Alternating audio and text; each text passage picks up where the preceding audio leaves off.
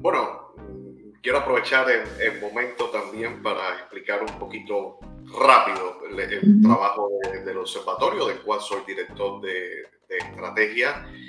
Y nuestro trabajo desde hace ya más de 10 años se ha concentrado en dar seguimiento y denunciar la situación de la violación de los derechos civiles y políticos en Cuba.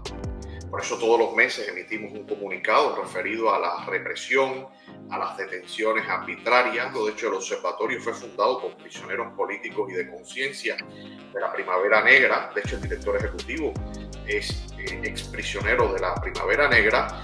También hemos abierto un trabajo en el ámbito de los derechos sociales.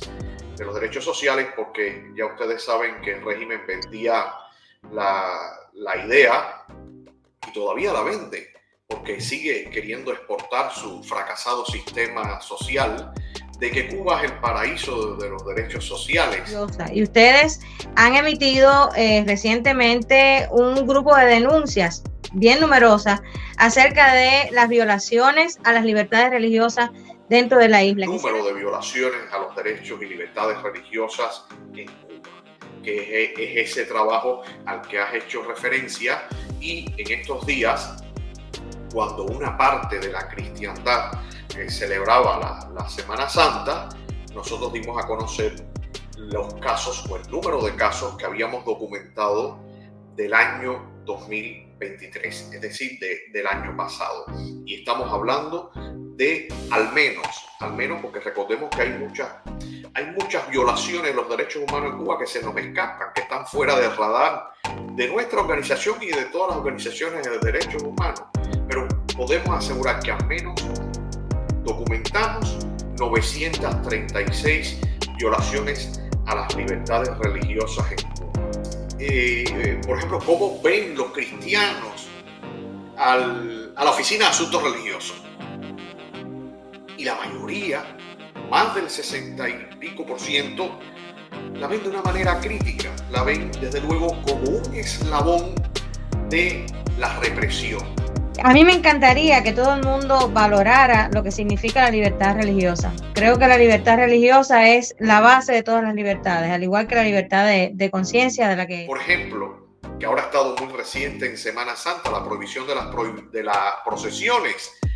Cuando preguntamos cuál era la forma en ese estudio que tiene el régimen cubano para castigar a los líderes religiosos, una de las formas que tenía y que salía con fuerza era la negación, por ejemplo, de realizar actos públicos o la negación de realizar procesiones o la negación de permisos, algo que ha sucedido mucho con iglesias evangélicas o iglesias independientes, que es la negación de permisos, por ejemplo, de construcción para hacer templos o la negación de otorgar una personería jurídica.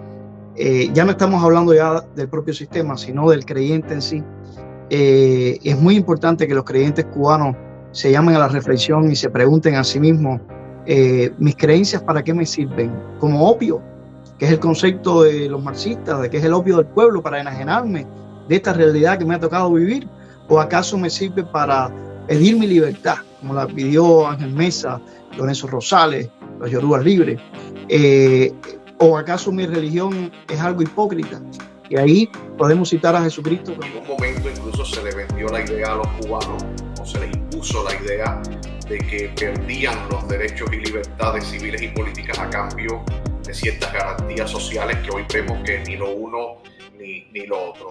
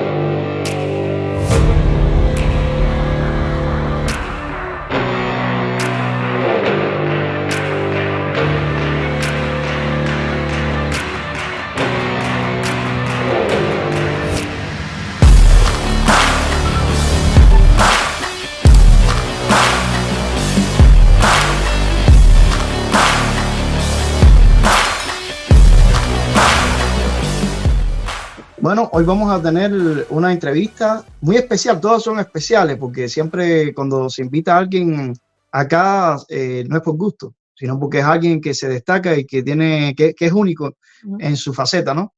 Pero va a ser también diferente porque no vamos a extrañar a Reniel, pero bueno, tenemos que compartirnos porque el tiempo no nos alcanza, ni a él ni a nosotros. Y en algunas ocasiones, pues no le extraña al público si ven a Reniel solo también entrevistando a alguien, o tú entrevistando a alguien, o yo entrevistando a alguien, porque además los días que faltan, los días que corren, pues son días en los cuales es normal y dice mucho que estemos complicados, ¿no? Que no nos sobre el tiempo precisamente. Entonces, no va a estar Reniel, pero además, bueno, pues la persona que traemos acá es la segunda vez que está de invitado y estoy convencido además que no será la última, porque se trata de alguien bien especial que por su trabajo, por lo que está haciendo desde hace un tiempo para acá, pues se escucha su nombre con mucha frecuencia y para bien, porque es alguien que está poniendo a la dictadura contra la pared. No sé qué piensas tú y Así mismo es. Bueno, hoy tendremos como invitado a Yaxis Cires. Bueno, ya Yaxis, como bien decía Mario, estuvo anteriormente con nosotros. Él es el director de estrategia del Observatorio Cubano de Derechos Humanos. Y el observatorio es una entidad muy activa en cuanto a esto del monitoreo de lo que está pasando dentro de Cuba, no solamente en cuestiones de libertad religiosa, que es de lo que vamos a estar hablando con Yaxis hoy, sino también en otros temas como el de los presos políticos. Para nosotros nuevamente es un gustazo tener a alguien como Yaxi, que además es un gran conocedor de la materia que trabaja. sí, y qué bueno que dices esto porque en realidad Yaxi es una persona tan culta, además del trabajo que realiza para el Observatorio Cubano de Derechos Humanos, que en realidad esta entrevista podría extenderse muchísimo si la dejáramos abierta a hablar de cualquier tema. Por eso vamos a restringir sobre todo nuestra conversación con Yaxi al asunto de las libertades religiosas, que es algo que tenemos en común con él. Bueno, pues sin más entonces, vayamos Adelante, a nuestra conversación con Yaxi. vamos con Yaxi. Bueno, pues Cubano en Washington, D.C. se viste de gala nuevamente. A mí me encantan estas entrevistas porque siempre tenemos a un invitado especial y Yaxi es segunda vez que está con nosotros, Yaxi Cires. Él viene representando el Observatorio de Derechos, el Observatorio Cubano de Derechos Humanos y lo tenemos nuevamente con nosotros, Yaxi. Te agradecemos tanto que siempre pues nos des el honor, ¿no?, de poderte tener en Cubanos en Washington, D.C., poder conversar contigo sobre temas de mucha actualidad que son referidos precisamente a los problemas que hay en nuestra isla, ¿no?, en Cuba. Sí, Yaxi, contento de volverte a ver, hermano. Y siempre nos gusta más cuando podemos coincidir en un mismo espacio físicamente, pero bueno, a falta de pan nunca saben, así que de esta manera. Bueno, para mí es un gusto también estar en este programa con ustedes, donde me siento cómodo, no porque tengamos ni porque pensemos igual, sino porque uno puede expresarse con total libertad y también Totalmente. compartir un conjunto de valores que sin duda también eso sí lo tenemos en común. Así mismo, Yaxi, sabemos que, y ya para entrar, por supuesto, en materia, en la entrevista, sabemos que el Observatorio Cubano de Derechos Humanos que tú diriges, pues se encarga precisamente de monitorear la situación de los derechos humanos dentro de Cuba. Y desde hace un tiempo a esta parte no solamente están monitoreando la situación de los presos políticos o la situación de los activistas y demás dentro del país, sino que también están observando las dificultades que tiene en Cuba la libertad religiosa. Y ustedes han emitido recientemente un grupo de denuncias bien numerosas acerca de las violaciones a las libertades religiosas dentro de la isla. Quisiera que me hablaras o nos hablaras acerca de estas denuncias que ustedes han emitido, que son cientos de denuncias de violaciones a la libertad religiosa dentro de Cuba. Bueno, quiero aprovechar el momento también para explicar un poquito rápido el trabajo del observatorio, del cual soy director de estrategia. Y nuestro trabajo desde hace ya más de 10 años se ha concentrado en dar seguimiento y denunciar la situación de la violación de los derechos civiles y políticos en Cuba. Por eso todos los meses emitimos un comunicado referido a la represión, a las detenciones arbitrarias. Y desde hace unos años, además de ese ámbito que trabajamos y del ámbito de los presos políticos, de hecho el observatorio fue fundado por prisioneros políticos y de conciencia de la Primavera Negra. De hecho el director ejecutivo es exprisionero de la Primavera Negra. También hemos abierto un trabajo en el ámbito de los derechos sociales. De los derechos sociales porque ya ustedes saben que el régimen vendía la idea, y todavía la vende, porque sigue queriendo exportar su fracasado sistema social, de que Cuba es el paraíso de los derechos sociales. Y en un momento incluso se le vendió la idea a los cubanos, o se le impuso la idea de que perdían los derechos y libertades civiles y políticas a cambio de ciertas garantías sociales que hoy vemos que ni lo uno ni lo otro. Pero dicho esto, un poquito para que las personas que nos ven conozcan algo desde la actividad del observatorio, también desde hace unos años juntos, es decir, esto no es una cosa que hagamos nosotros en exclusiva, como tampoco llevamos el tema de los presos de manera exclusiva.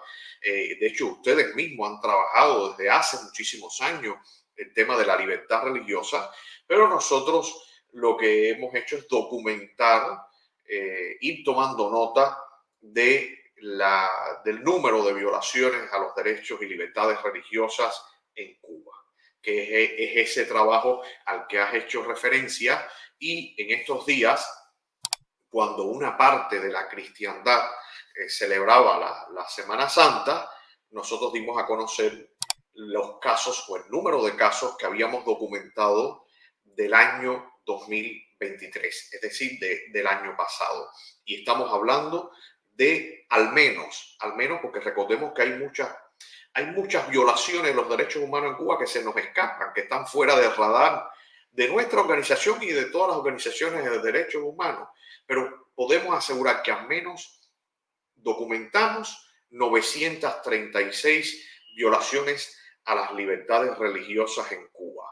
Esa es una cifra, pero no solo es una cifra, sino que evidencia una realidad más profunda y es que las libertades religiosas también son violadas en Cuba. Es decir, no solamente las libertades políticas o las libertades económicas o los derechos sociales, sino también las libertades religiosas.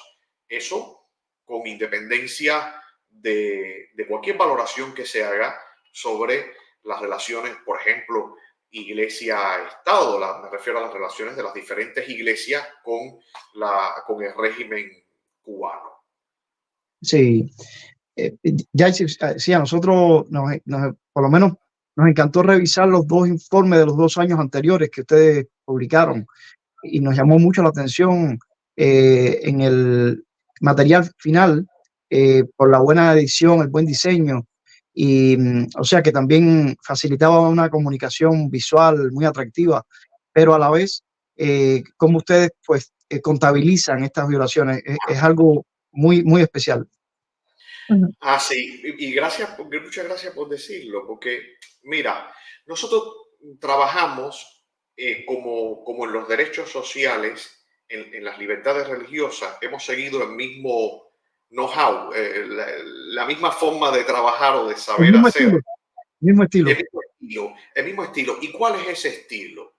Bien, nosotros documentamos casos. Cuando nosotros decimos que han ocurrido 936 violaciones a las libertades religiosas, son casos documentados, es decir, personas con nombre y apellido, personas de carne y hueso a quienes el Estado, el régimen cubano les ha violado sus derechos y libertades religiosas. Pero a la par de esa labor de documentación, también hemos hecho algo que repito, lo hemos hecho con los derechos sociales, y es que hacemos unos estudios, que ya hemos hecho el segundo estudio, que el segundo lo dimos a conocer el año pasado, que es ese al que tú haces referencia, que mide a partir de unas encuestas dentro de Cuba, mide los parámetros generales, mide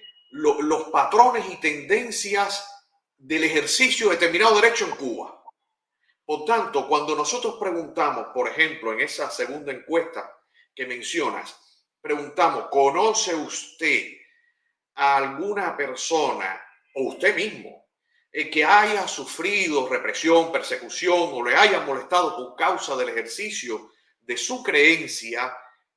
Y las personas nos responden que sí, en el 68%, por ejemplo, esa tendencia que advertimos con esos estudios, de alguna manera está respaldada o reforzada por los casos que nosotros documentamos. Y los casos que nosotros documentamos están reforzados por las tendencias que advertimos a raíz de los estudios que hacemos por medio de las encuestas.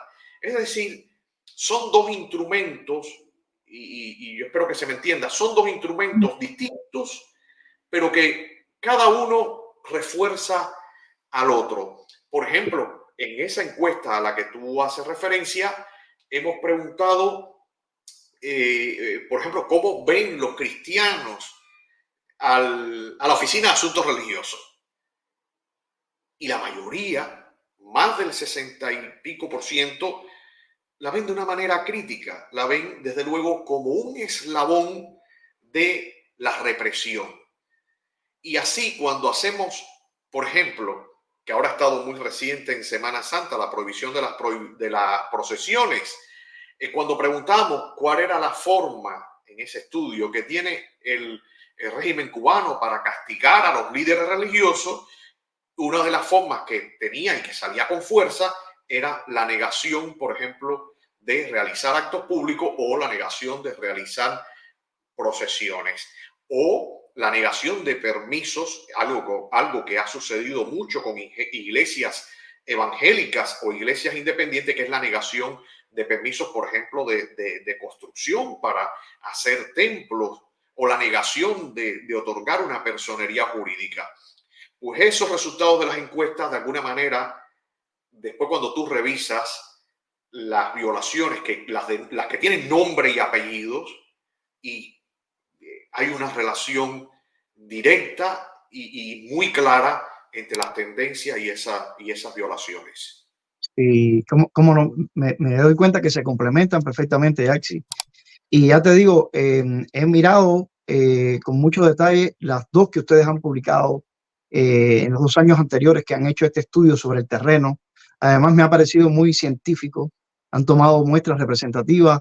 Me gustó mucho cómo en la segunda experiencia que tuvieron el año pasado incrementaron el número de provincias, municipios. Y Sí. este año van a presentar algo igual, lo están haciendo ya en el terreno y lo van a sacar. ¿O? Bueno, habría que pensarlo, ese Sí, trabajo hay que pensarlo bien es un y trabajo además, fuerte. sí, es muy, muy fuerte. Recordemos además que estamos hablando de la sociedad cubana, que es lo que se considera una sociedad cerrada, así es como se refieren las organizaciones de la sociedad civil a nivel internacional. Yo me refiero a un régimen totalitario, donde estas cosas, ¿sabes? No es que se hagan con facilidad, pero también ten en consideración que estas tendencias, por eso hablamos de tendencias o patrones, no se modifican de manera brusca en, en un año. Por tanto, por ejemplo, nosotros le seguimos atribuyendo plena validez a los datos de esa segunda encuesta, salvo que ocurra algún acontecimiento que agrave todavía más o aporte un nuevo parámetro represivo o una nueva tendencia que, ojo, no tenemos por qué descartarlo. En estos días hemos visto cosas, por ejemplo, solo poner un ejemplo, las prohibiciones de procesiones. Eso era algo que sucedía, pero que no con la fuerza que se ha visto ahora recientemente en Semana Santa. O también otras tendencias que habría que comenzar a tener en cuenta, de las cuales se hablaba poco y que ahora comienzan a sonar, ¿no? Que es un caso que está documentado y que ustedes lo saben, por ejemplo, relacionado con la hija del pastor Lorenzo Rosales. Claro, yo no quiero decir que el acoso escolar a las personas creyentes ha desaparecido en los últimos años, no me refiero a eso, pero ojo, como aquí investigamos y documentamos tendencias, no descartemos de que esto tome fuerza en los próximos meses y años. Por tanto, hay que estar atento a estos signos de cambios o de recrudecimiento de la represión. Pero lo normal es que no se modifiquen bruscamente de un año a otro. Yaxi, hay un punto que a mí me resulta interesante, y es que a veces definir cuáles son los parámetros que se deben seguir para denunciar violaciones a la libertad religiosa se pueden perder un poco en esa frontera con la cuestión política. Mucha gente, por ejemplo, se cuestiona que algunos de los presos del 11J, que son creyentes, están presos por cuestiones religiosas. Dicen, no, ellos no están presos por cuestiones religiosas, están presos por un asunto político, salieron a la calle a protestar, así que eso no es un argumento para decir que en Cuba no se respeta la libertad religiosa y que estas personas están presos por su fe, están presos por una cuestión política. Ese es el argumento de muchos, y bueno, peor aún el argumento del régimen, que dice que ni siquiera están presos por asuntos políticos, sino que están presos por cuestiones comunes, ¿no? Entonces, ¿cómo ustedes definen esos parámetros para poder argumentar que la persona está siendo violentada en su libertad religiosa? Bueno, lo hacemos desde nuestra propia visión y que seguramente ustedes compartirán sobre lo que significa libertad religiosa. La libertad religiosa es algo que contiene diferentes aspectos o diferentes libertades, y no es una contradicción, sino que evidentemente, por ejemplo, ¿qué es libertad religiosa? En primer lugar, el derecho de cada persona a creer, a tener una creencia y escogerla libremente, e incluso el derecho a no tener una Exacto. creencia. Eso forma parte de la libertad religiosa, pero también forma parte la libertad de culto, es decir, el derecho que tiene una persona a celebrar la fe, por ejemplo, en un templo o en un espacio público. Ese derecho a celebrarlo en comunidad, y lo que comúnmente la gente llama ir a la iglesia, eso tiene que ver con la libertad religiosa, aunque es libertad de culto, pero forma parte del núcleo central de la libertad religiosa. Y por eso es que nosotros documentamos casos de iglesias independientes, evangélicas, a las cuales le niegan la posibilidad de construir un templo, o a pastores que le han destruido el templo. Eso tiene que ver con la libertad de culto. Diría, aunque es susceptible de también ponerlo en otra figura que entra en la libertad de culto, la asistencia religiosa también entra. La asistencia religiosa me refiero a los presos políticos. Por eso hemos documentado las violaciones a la asistencia religiosa. Cada vez que se le niega a un preso, como por cierto, a quienes ustedes le han dado un premio, los hermanos Martín Perdomo, que durante mucho tiempo le fue negada la libertad religiosa, y así de otros presos, Roberto Pérez Fonseca, que la ha solicitado y no se le ha dado. Bueno, pues respetamos libertad de creer o no creer y de escoger qué creencia, libertad de culto, pero también hay una libertad que es muy importante. Yo diría que no por ser la tercera o la última, no es fundamental, lo es, y es la libertad de conciencia. Y tiene varias lecturas la libertad de conciencia. Por ejemplo, no actuar, el derecho a no actuar en contra de los principios de uno. Entonces la visión es una de las visiones. Yo prefiero hablar del derecho que tiene cada cristiano o cada religioso, como el caso que no es cristiano como tal, sino de sacerdote de la religión yoruba, Loreto Hernández. Es decir, el derecho de cada creyente a actuar en el ámbito cívico, en el ámbito público, en el ámbito de la familia, en el barrio, en la escuela, en consecuencia con los valores en los que cree. Entonces, ¿quién nos va a decir, por ejemplo, que cuando los hermanos Perdomo salieron a la calle de manera cívica, no violenta, no lo hicieron inspirados en su fe, no lo hicieron inspirados en los valores de su fe, en este caso en los valores del cristianismo, la justicia, la defensa de la verdad, el respeto al otro, el sentido profético que consiste en denunciar lo que sucede que está mal, denunciar las estructuras de pecado. ¿Quién dice que, por ejemplo, Dagoberto Valdés, cuando impulsa un proyecto como Convivencia Cuba, que hace propuestas plurales para el futuro de Cuba, no lo está haciendo inspirado en su fe?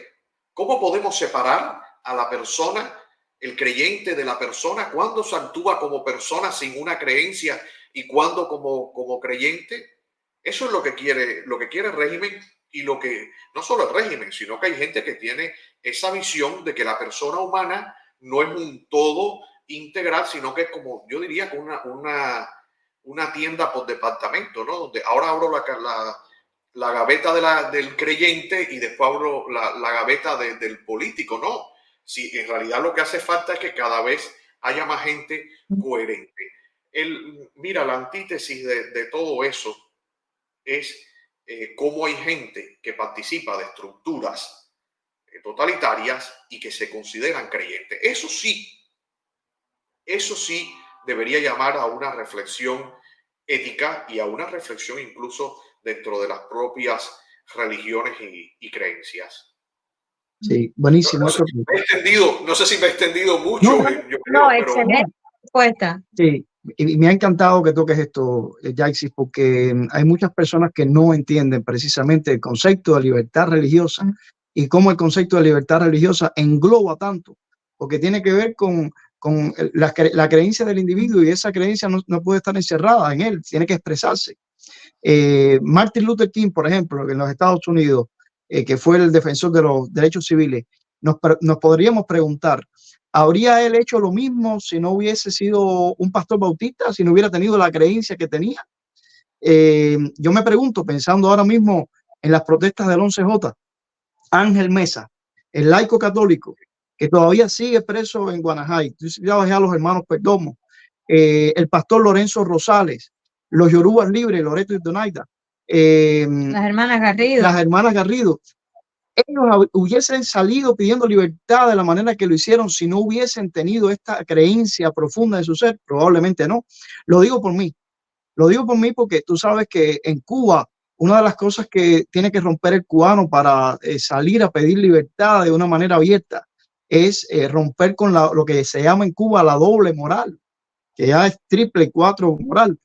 Hay mucha gente que convive y vive o sobrevive con 4 o 5 morales, si es que se puede hablar de esa manera.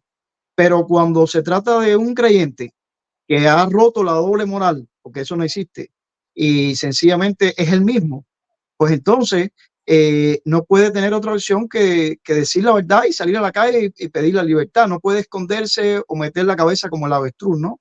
Entonces, me parece crucial esto que tú acabas de decir, y me hiciste recordar una anécdota que te la comento. Cuando tú decías ahora esto de que no se puede dividir a la persona. En mi iglesia en Cuba, la iglesia bautista, un hermano de nuestra iglesia, Otoniel, que vivió antes del año 1992, cuando hicieron la reforma, supuesta reforma constitucional, que cambiaron el carácter ateo de la Constitución de ateo a laico, y que era muy difícil que los creyentes entraran a las universidades o a las escuelas de medicina. Otoniel nos contaba a nosotros cuando le hicieron a él la prueba de actitud. Él reunía todos los requisitos, un alumno brillante, para poder ser un médico, que era lo que él soñaba. Y cuando le hicieron la prueba de actitud, él cuenta que la comisión que lo entrevistó le preguntan si era creyente. Él dice que sí, que él era bautista, no negó su fe.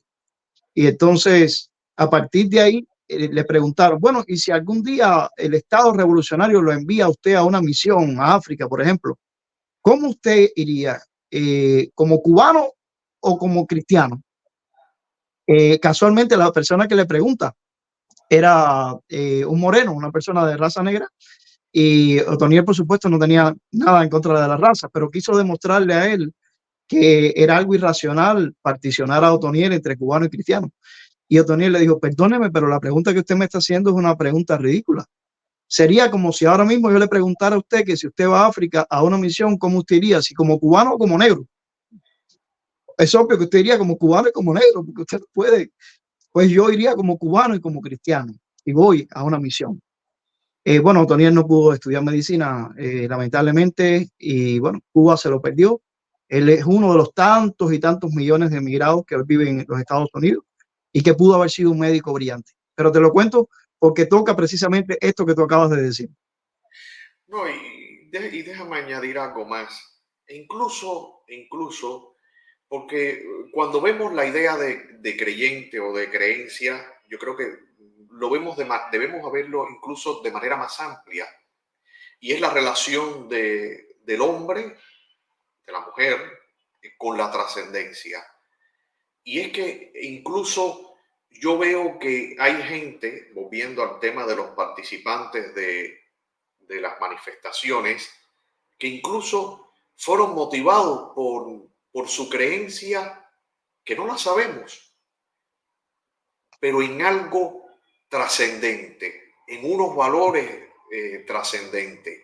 Y eso choca también, desde luego, choca con una visión de superioridad moral que nosotros, que el cristianismo ni las iglesias quieren tener, pero choca frontalmente contra la visión del régimen, la propaganda que ellos han querido vender de que es gente marginal, de que es gente delincuente. No, son personas que en gran medida, no diría que todos, porque no todo el mundo llega a una reflexión quizás tan compleja, pero muchos de ellos se lanzaron a las calles motivados por esa creencia en esa trascendencia, en ese trascendente que para algunos es Dios, es Cristo, pero para otros puede ser el sentimiento de libertad y de justicia.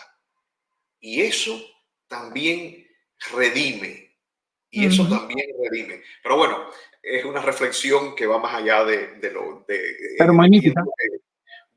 Sí, de lo estrictamente cristiano, pero ojo, que incluso en aquellas personas que hoy no identificamos como cristianos, hay un vínculo y unos valores que tienen que ver con la trascendencia.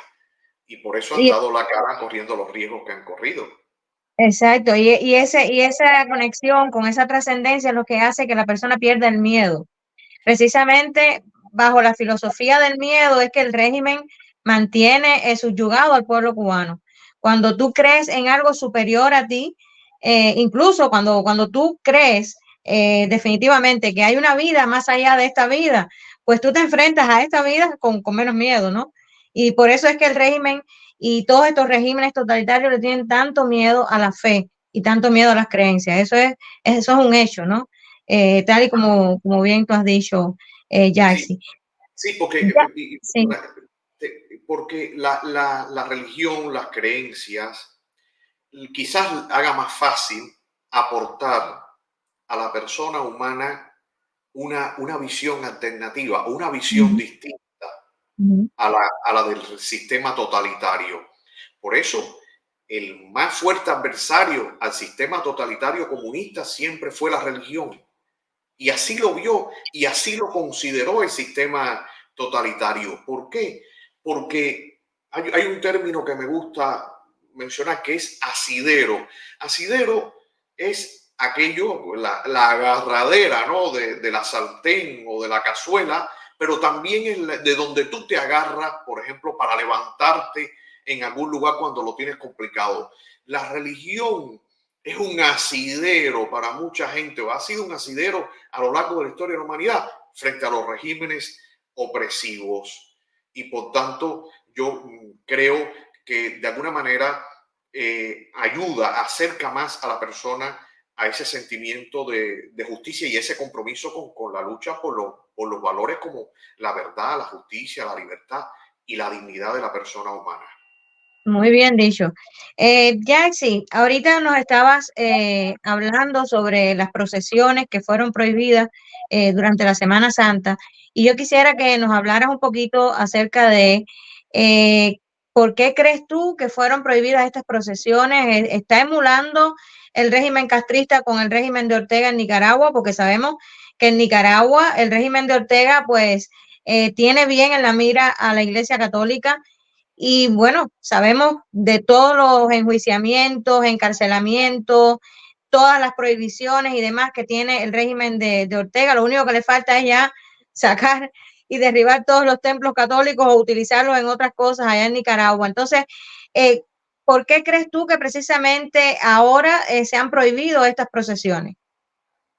En el caso cubano, yo creo que ha surtido su efecto el tema de las protestas del 17 y 18 de enero, febrero, marzo, marzo, de marzo claro que eso ha atemorizado al régimen y de hecho las procesiones se prohíben en una diócesis donde ocurrieron protestas y también pareciera que la prohibición, por ejemplo, en una parroquia de La Habana tiene que ver con una reprimenda hacia las homilías o los planteamientos de un sacerdote, algo que evidentemente es una clara violación a la libertad religiosa. Entonces, más bien tiene que ver, es una mezcla. Ojo, no fue donde únicos se prohibieron. Creo que, por ejemplo, en una parroquia en Zaguala Grande prohibieron la procesión de Viernes Santo. Y, no, y seguramente hay otras más donde se prohibieron y otras donde se habrá prohibido y los sacerdotes y pastores habrán hecho otro tipo de celebración.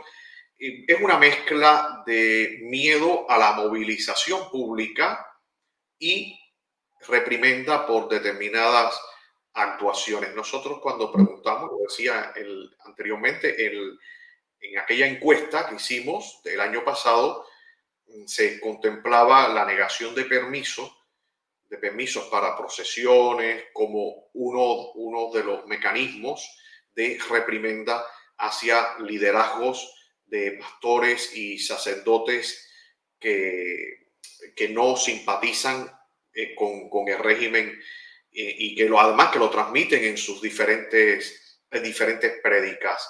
Evidentemente se comparte el trasfondo de la violación de los derechos y libertades religiosas, se comparte ese espíritu y ese trasfondo con la dictadura de Nicaragua, aunque hay que señalar, porque no podemos creer, por ejemplo, que hay veces que la gente cree en la singularidad cubana o que lo más grave ocurre en Cuba en un momento histórico. Es cierto que lo nuestro lo que ha sido muy prolongado, pero la situación de la Iglesia católica en este caso, no estoy al tanto de las iglesias evangélicas, pero en Nicaragua es mucho más grave que en Cuba, porque de hecho allí han metido preso a obispos, a sacerdotes, a laicos. incluso despojándoles de su propia nacionalidad. Pero en el fondo es lo mismo, lo repito, el más grande enemigo de los sistemas totalitarios, dictatoriales, principalmente comunistas o esencialmente comunistas, son las religiones.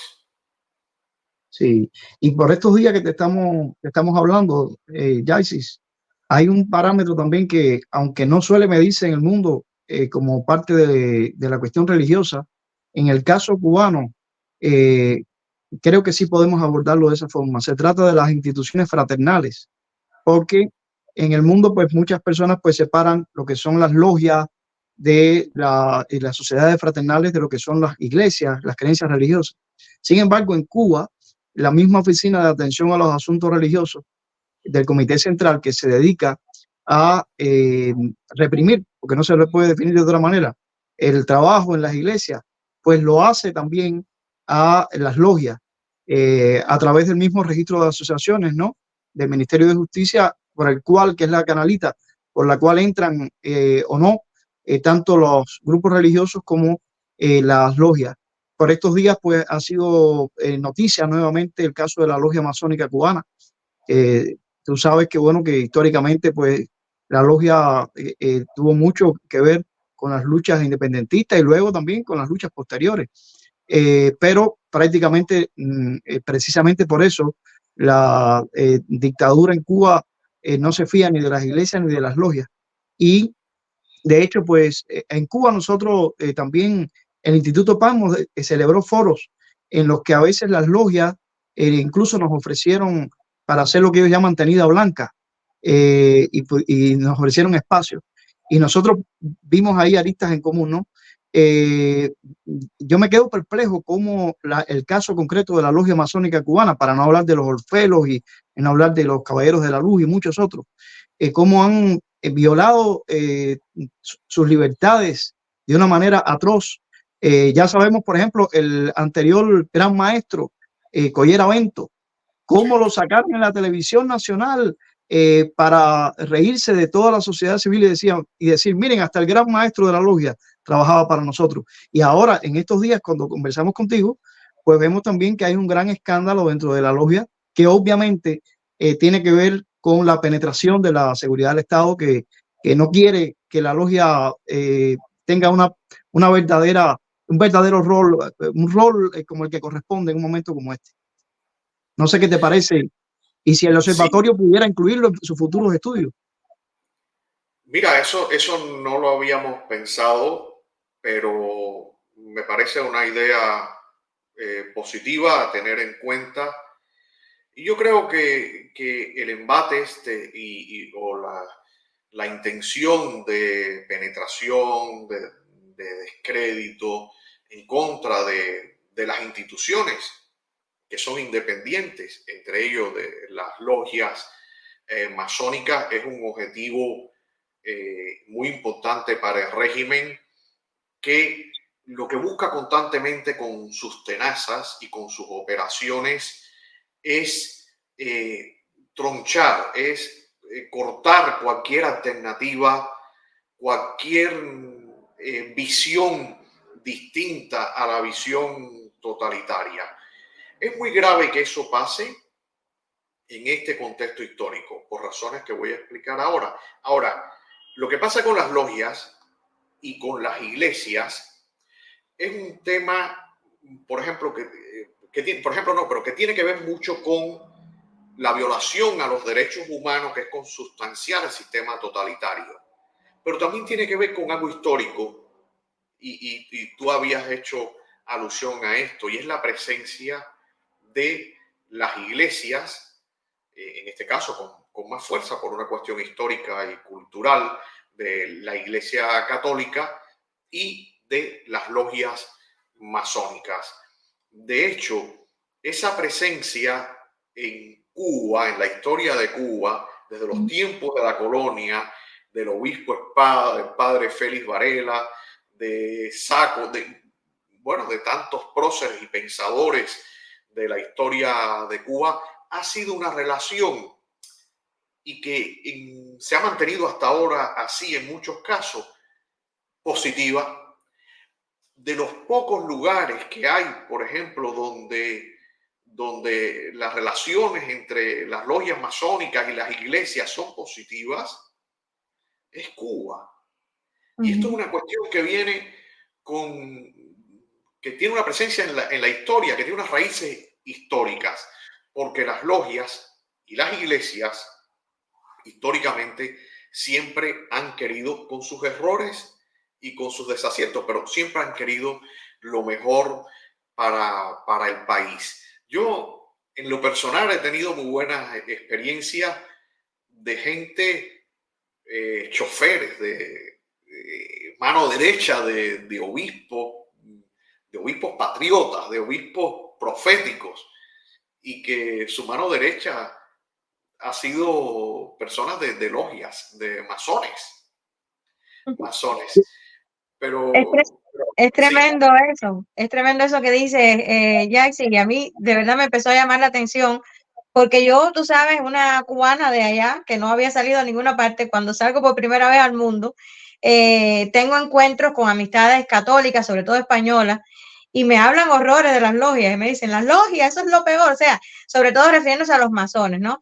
Eso es lo peor, pero si es que en Cuba las relaciones de las logias, no solamente con la iglesia católica, incluso con las iglesias evangélicas, son tan normales, tan naturales, tan sanas, y es muy, muy, muy curioso eso que tú estás diciendo ahora. Es súper interesante lo que acabas de decir, Jackson, porque Sí, eso respondería a por qué la Oficina de Atención a los Asuntos Religiosos mete en el mismo saco a sí. lo que es separado en el mundo y es considerado diferente, ¿no? Y es bien interesante cómo el castrismo y cómo la dictadura consigue por reacción inversa que factores que en un mundo normal a veces son opuestos, pues en Cuba estén en un mismo terreno frente a la dictadura. sí. Así mismo. Yaxi, sabemos también que todos estos informes y todas estas denuncias que ustedes hacen como organización, o sea, el observatorio, son extendidas, por supuesto, a organizaciones, a diferentes instancias internacionales. ¿Cómo es la respuesta de estas instancias a esas denuncias y a esos informes que ustedes hacen? Bueno, en primer lugar, tengo que decir que no somos los únicos. Hay a veces una tendencia a apropiarse de actividades y nosotros no queremos caer en esa. Ustedes mismos realizan una actividad de hace muchos años, y hay otras agrupaciones que trabajan este tema de las libertades religiosas, algunas como núcleo central de su trabajo y otras, como es nuestro caso, que no es el núcleo central, pero que documentamos sobre esto. Nosotros los informes que presentamos, en primer lugar, los dirigimos a la opinión pública. Por eso intentamos que cada informe, cada nota de prensa que nosotros publicamos sea recogida por el mayor número de medios de comunicación y llegar, por ejemplo, a países que tienen otra visión. Las sociedades tienen una visión distinta, idílica de lo que pasa en Cuba, específicamente, por ejemplo, en América Latina.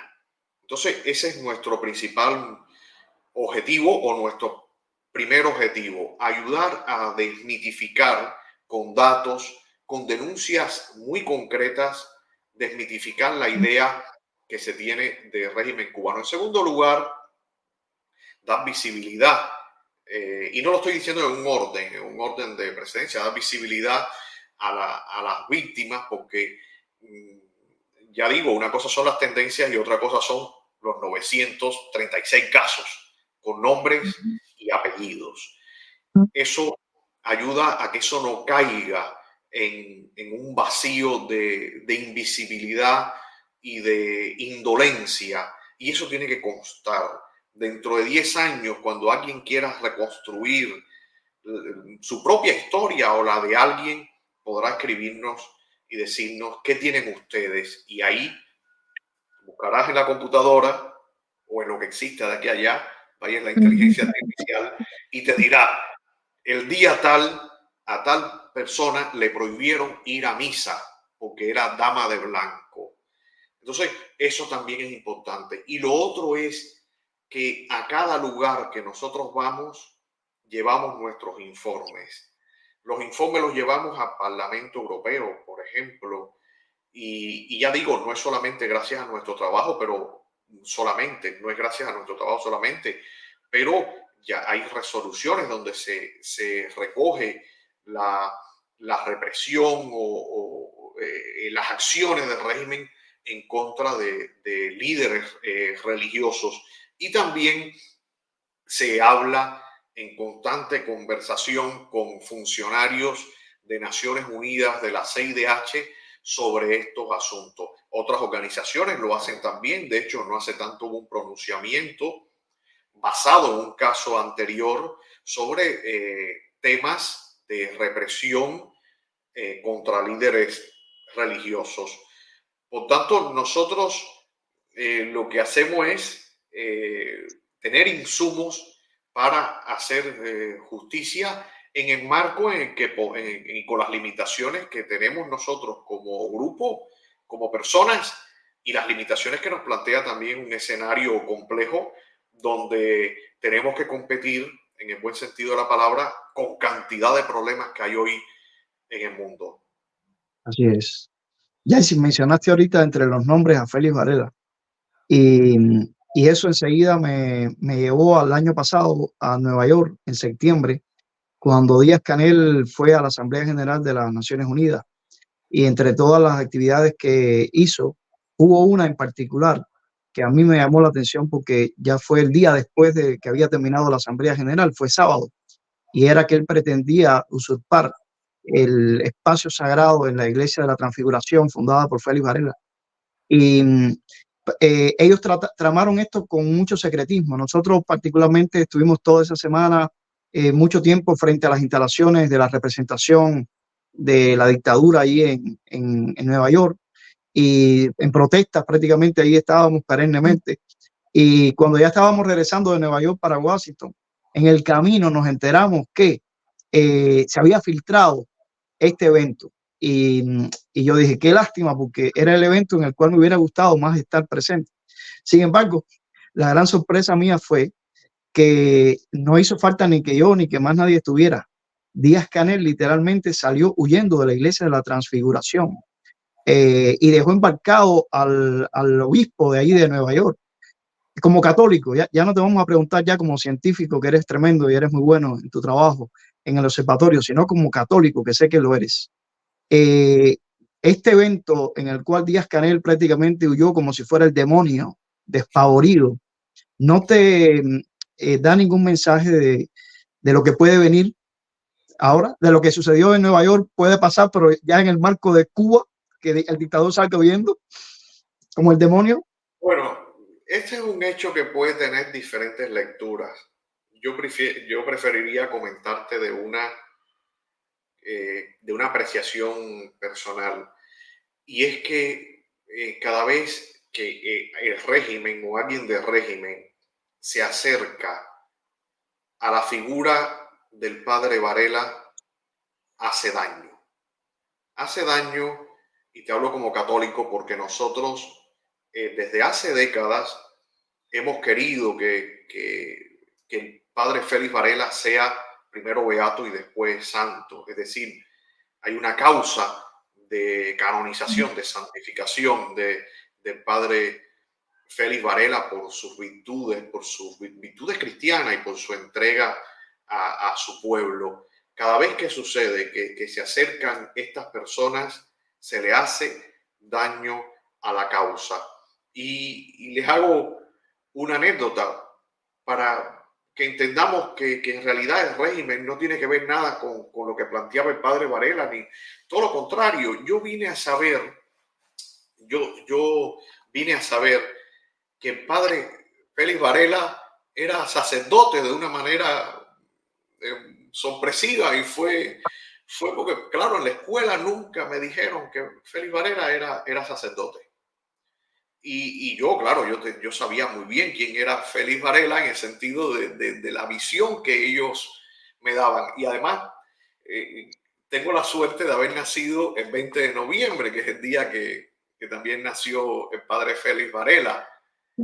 Pero un día, cuando yo me acerco a la iglesia, siendo un adolescente con 14 años y entro y voy directo a la oficina del cura de la iglesia, que además que era el cura párroco, era el padre Manolo de Céspedes y García Menocal, bisnieto, tataranieto tataranieto del padre de la patria y bisnieto de otro patriota.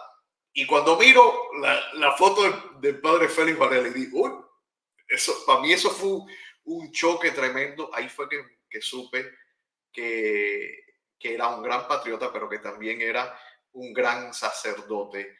Siempre que el comunismo, siempre que ellos se acerquen a la figura del padre Varela, lo que van a hacer es afectar la causa de canonización y de santificación suya. Estoy de acuerdo. ¿eh? Sí, estoy de acuerdo contigo totalmente. Y fíjate que, aunque no soy católico, aunque el otro día le pregunté a la inteligencia artificial por curiosidad para ver qué decía, le pregunté si sabía quién era Mario Félix Leonel Barroso. Yo dije, a lo mejor ni sabe. Y me dice, es un cura católico. No sé si... Bueno, eso habla, oye, de la cantidad de amigos católicos que tiene. Sí. La inteligencia artificial sacó la cuenta y digo, este no puede ser más que un católico, un cura católico. Pero yo venero a Félix Varela, te digo sinceramente, y lo admiro muchísimo. Y estoy de acuerdo contigo, cada vez que la dictadura trata de apropiarse, pues no solo pues, perjudica la causa que tiene la causa católica de la canonización, sino de que cubanos les suceda lo mismo que le ha pasado con los símbolos patrios, con el himno, con la bandera, que llegan a rechazarlo porque piensan que pertenece al régimen, ¿no? Pero precisamente por eso me llamó tanto la atención lo que sucedió en Nueva York, porque el régimen pretendió eso. Pero yo diría y yo sugeriría a los hermanos católicos que están trabajando en la causa de canonización que le anoten muy especialmente este milagro a Félix Varela, porque no estamos hablando de una sanidad, pero sí de un puro exorcismo. Y ya te digo, no fue necesaria la presencia de opositores políticos frente a la Iglesia de la Transfiguración, ni mucho menos dentro, aunque ellos trataron de evitarlo con un silencio total, porque esta actividad no se anunció. El dictador salió huyendo, literalmente. No se sabe a ciencia cierta qué pasó, pero bastó que alguien dejara una frase de Félix Varela en la puerta, y cuando ellos llegaron a la actividad estaba la frase ahí en la puerta: no hay patria sin virtud, ni virtud con impiedad. Con impiedad. Sí, exacto. Sí. Y salió viendo. Yo les recomiendo que para los que llevan adelante la causa de canonización de Félix Varela, anoten ahí cuando el dictador Miguel Díaz-Canel salió huyendo de la iglesia y no esperó al obispo, que era su anfitrión, porque de repente los que trabajaban con él en su seguridad le dijeron: hay que irse de aquí huyendo, literalmente. Y eso lo recogió el único diario que tenía permiso para cubrir el evento, el Diario Católico de allí de Nueva York. Y fue muy interesante para mí porque yo estaba acongojado al regreso de Nueva York pensando, estoy regresando y estoy dejando atrás el evento que más me hubiera interesado si yo me hubiera enterado a tiempo. Sin embargo, a la semana siguiente fue cuando nos enteramos por un reporte publicado por el único diario que tuvo permiso, donde supimos que el evento no se dio, y el evento no se dio porque algo sucedió que hizo que la seguridad le dijera a Díaz-Canel: hay que irse huyendo de aquí. Y yo, como creyente y como ferviente admirador de Félix Varela, asumo que no se trataba en este caso, lo que detectó la seguridad de Miguel Díaz-Canel. Bueno, no funcionó. Sí, no era la presencia de opositores pacíficos, ni mucho menos violentos.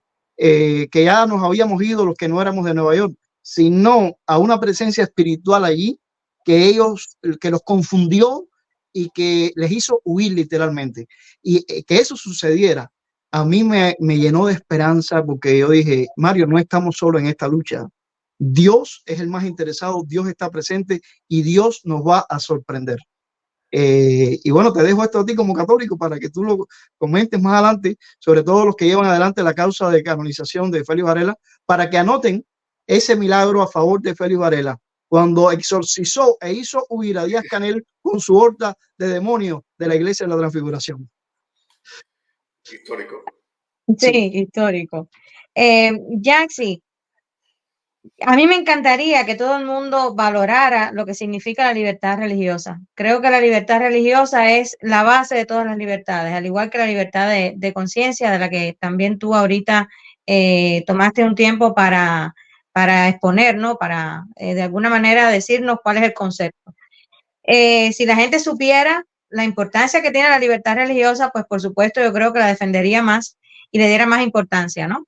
Porque muchas veces oigo en todos los espacios, en todos los medios, hablando de la libertad económica, de la libertad de esto, de la libertad de lo otro, de la libertad de expresión, que también creo está muy vinculada con la libertad religiosa, pero la libertad religiosa la dejan siempre a un lado cuando, repito, es una de las más importantes. El régimen sí lo sabe, el régimen sí sabe muy bien que uno de los grandes pilares es la libertad religiosa, la libertad de culto, la libertad de conciencia. Y por eso es que se ha pertrechado para durante todos estos años, en primer lugar, o sea, al principio, confrontarla de manera abierta, creyendo que podía derribar a las iglesias y a cuanta religión pudiera surgir en Cuba. Y luego al ver que no podía con tanto, pues hacerse pasar por el Estado laico, el buen Estado que asume a todos y demás, sabemos que eso tampoco es cierto. Pero una de las estrategias que usa el régimen es precisamente la de crear organizaciones aparentemente de la sociedad civil cubana, pero que en realidad son voceros del régimen. ¿Ustedes tienen identificadas esas organizaciones, ya sea en el ámbito cristiano o en el ámbito de otras religiones? Bueno, en el ámbito de la sociedad civil en sentido amplio, sí, y no hay que hacer otra cosa que entrar al EPU, a la página del último EPU, y ver y buscar el listado de organizaciones que enviaron informes, y ahí vas a encontrar de todo, ¿cómo dice? De todo como en botica. De todo como en botica. De todo como en botica, y de hecho hay organizaciones que tú las ves y aparentemente son organizaciones religiosas, pero muchas de ellas tú entras a sus informes, su perfil, y es como si estuviera copiado de todas las que pertenecen al Instituto de Amistad con los Pueblos, ¿no? Del ICAP, creo que sea. Bueno, en fin, son fáciles de identificar. Desde luego ellos han sido macabros, y yo no soy especialista en este tema, pero por lo que sea han sido macabros en su estructuración de estas violaciones, por ejemplo, de la negación de permisos o la negación de personalidad jurídica a nuevas iglesias. Han sido macabros. ¿Por qué? Porque lo que buscan es que de alguna manera te encardines o subordines a una que ya está creada, y esa que ya está creada, principalmente en el ámbito de las iglesias evangélicas estoy hablando, esa que ya está creada, desde luego que esa situación, entre comillas, le conviene. Yo no sé si ustedes están de acuerdo conmigo, pero que a veces totalmente se fomenta una estructura macabra, porque no solo que es injusto negarle la personalidad jurídica a una organización, sino que en el fondo la otra interpretará que le conviene, incluso económicamente. Entonces, esta violación de derechos es complicada y macabra. Ahora, sí, evidentemente el Consejo de Iglesias va por una línea muy cercana a planteamientos de régimen cubano, evidentemente. Y eso la mayoría de la gente lo sabe. Sí, qué bueno que comentas esto, Yaisis, porque realmente yo creo que esto entra dentro del otro panorama de las libertades religiosas, ¿no? Cómo a veces se vuelven el principal cómplice o aliado de la dictadura en esa represión, personas o grupos religiosos, muchas veces vamos a decir que inconscientemente, pero es así. Y esto vuelve nefasto el terreno cubano y lo vuelve todavía más extraño, ¿no? Para que puedan entender desde otras naciones y desde instituciones internacionales, pero es como tú estás diciendo perfectamente. Y Claro, déjame, sí, sí, perdona, pero eso también trae una reflexión de puertas para adentro. No solo de puertas afuera, sino de puertas para adentro. Y sucede en todas las iglesias. Por ejemplo, el tratamiento que dentro de las iglesias se le da a los familiares de presos políticos. Ujú. En la denuncia que yo vi sobre la hija del pastor Rosales, decía que el profesor que le llama Gusana, salvo que lo haya entendido mal, pero que el profesor pasa como creyente. que es peor. No sé si fue que yo leí, Imagínate. pero bueno, pero también dentro de las iglesias hay que provocar una reflexión de que no se puede colaborar con la represión, de que hay que actuar, bueno, como en el caso de las personas que creen en los evangelios, como los evangelios establecen, y lamentablemente eso está sucediendo mucho y debería provocar una reflexión de puertas para adentro también. Sí, buenísimo. Yo creo que ha sido bueno, no sé cómo estás de tiempo, Yaisis, pero ya estamos como una hora y yo creo que es buenísimo que hayamos llegado a este punto porque ya no estamos hablando ya del propio sistema, sino del creyente en sí. Es muy importante que los creyentes cubanos se llamen a la reflexión y se pregunten a sí mismos, mis creencias, ¿para qué me sirven? Como opio, que es el concepto de los marxistas, de que es el opio del pueblo para enajenarme de esta realidad que me ha tocado vivir, o acaso me sirve para pedir mi libertad, como la pidió Ángel Mesa, Lorenzo Rosales, los Yorubas Libres, eh, o acaso mi religión es algo hipócrita. Y ahí podemos citar a Jesucristo cuando habló en su parábola, la famosa parábola del buen samaritano. El sacerdote y el levita pasaron de largo y dejaron al que estaba tirado junto al camino para no contaminarse con él. Sin embargo, fue el samaritano, que era un hereje para los judíos, el que lo recogió y lavó sus heridas y lo llevó hasta un lugar. Y esto creo que es un reto para que los creyentes cubanos, más allá de mirar solo a la dictadura, nos preguntemos a nosotros mismos, ¿qué estoy haciendo yo? ¿Cómo estoy haciendo valer mis derechos y mi libertad religiosa? ¿Para qué me sirve? ¿Para expresarme hasta dónde? Y acaso va a reportar algo a Cuba. Así que te agradezco que hayas hablado de esto. Yaxi, súper agradecidos por tu presencia nuevamente acá con nosotros. Tú sabes que tienes las puertas abiertas definitivamente de Cubanos en Washington, D.C., porque creo que contigo hay muchos temas de qué hablar. Ojalá tuviéramos mucho más tiempo, porque incluso el tema de los presos políticos es otro en el cual tú también pues te sumerges bastante. Y bueno, este tema de la libertad religiosa, de todas las violaciones que ocurren en Cuba, tu trabajo es sumamente útil, al igual que, por supuesto, y lo hago extensivo al trabajo del Observatorio Cubano por los Derechos Humanos. Ustedes son unos verdaderos observadores que hacen un trabajo ahí bien minucioso. Yo te felicito por eso, felicito al observatorio y te doy las gracias otra vez porque sé que de tu tiempo, que es bien complicado, pues nos cedes a nosotros este tiempo para poder hablar de un tema que es sumamente importante, que hemos hablado de la libertad religiosa. Así que muchísimas gracias, Yaxi.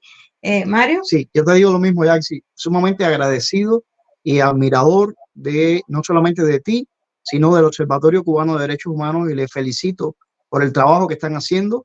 Y sí, lo que han hecho y lo que están haciendo está sirviendo mucho para romper mitos que existen en el mundo y estamos viendo que lo están logrando, porque ya estamos viendo cómo las perspectivas cambian hacia la dictadura. Y nada, espero que nos sorprendamos en grande, porque todo el trabajo que hacemos todos redunde en que muy pronto, como mismo Díaz-Canel huyó de la Iglesia de la Transfiguración, salga huyendo de Cuba, y no solo él, sino quienes están detrás de él. Sí, yo quisiera agradecerles, si estamos bien de tiempo para agradecerles. Claro, claro. Por la invitación y dejar una reflexión final. Una reflexión final. El ataque, la represión contra la libertad religiosa no solamente va contra la persona humana concreta a la que se le viola el derecho.